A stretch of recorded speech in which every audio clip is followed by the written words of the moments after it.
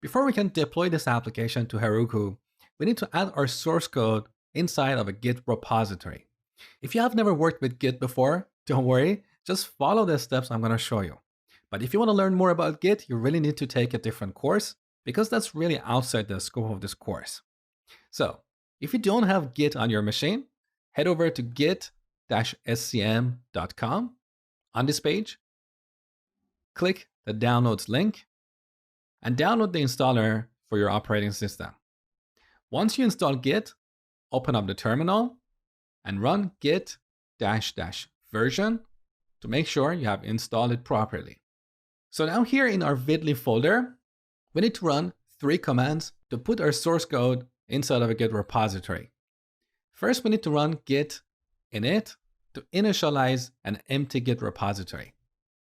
Okay, now before we run the second command, we need to go back to VS Code and add a new file in the root of our project. So this file has no name. It only has an extension. So .git ignore.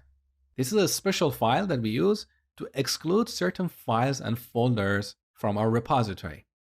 So we want to exclude the node modules folder, node underline modules folder. Make sure to add the slash to indicate that this is a folder. We want to exclude this folder because it includes thousands of files, and we can always restore these files by running npm install. So there is no need to check in all these files into our repository.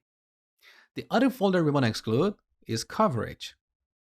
Again, make sure to add the slash, and this is where we get our code coverage report that is generated by Jest.